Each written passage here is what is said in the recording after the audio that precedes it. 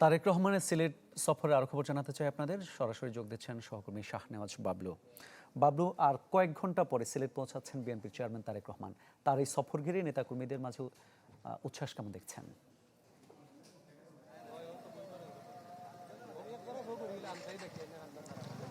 মামুন, নেতাকর্মীদের উচ্ছ্বাস তো আছেই। আমি আছি এখন তারেক রহমানের যে শ্বশুরবাড়ি, তিনি যেটি দক্ষিণ সুরমার যে বিরাইমপুর গ্রাম, সেখানে রয়েছি।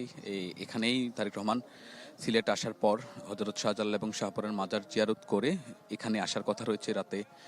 তার স্ত্রী ডাক্তার জুবাইদা রহমান তার সঙ্গে থাকবেন। তিনি এখানে আসবেন, এসে যে তার দাদার শ্বশুরের কবর জিয়ারত করবেন। জিয়ারত শেষে এখানে বেগম খালেদা জিয়ার যে রুহের মাগফিরাত কামনা করে যে দোয়া এবং মোনাজাতের আয়োজন করা হয়েছে, সেখানে তিনি অংশ নেবেন।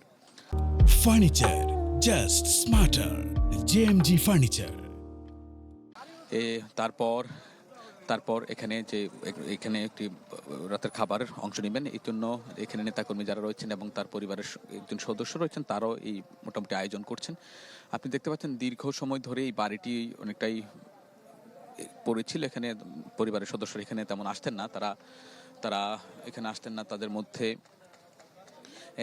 এখানে তার আত্মীয় একজন রয়েছেন, তাই তিনি মূলত বাড়ির দেখভাল করছেন। তো তারেক রহমানের আশাকে কেন্দ্র করে এখানে বিএনপি নেতাকর্মী এবং তার আত্মীয় স্বজনদের মধ্যে অনেকটা উৎসাহ উদ্দীপনা কাজ করছে। তারা বলছেন যে শুধু তারেক রহমান তো দলের চেয়ারম্যান, পাশাপাশি তাদের যেহেতু জামাইকে সাদরে বরণ করার জন্য সবাই প্রস্তুতি নিচ্ছেন। এখানে খাবারের আয়োজন করা হয়েছে এবং তারেক রহমান, আপনি জানেন, 2004 সালের একটি চ্যারিটি কর্মসূচিতে অংশ নিতে এই সিলেটের দক্ষিণ সুরমার শ্বশুরবাড়িতে এসেছিলেন। প্রায় 21 বছর পর আবারও আসবেন।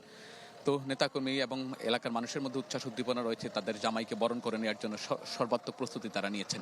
মামুন, ধন্যবাদ আপনাকে। বিএনপির চেয়ারম্যান তারেক রহমানের শ্বশুরবাড়ি থেকে যোগ দিয়েছিলেন সহকর্মী শাহনেওয়াজ বাবলু।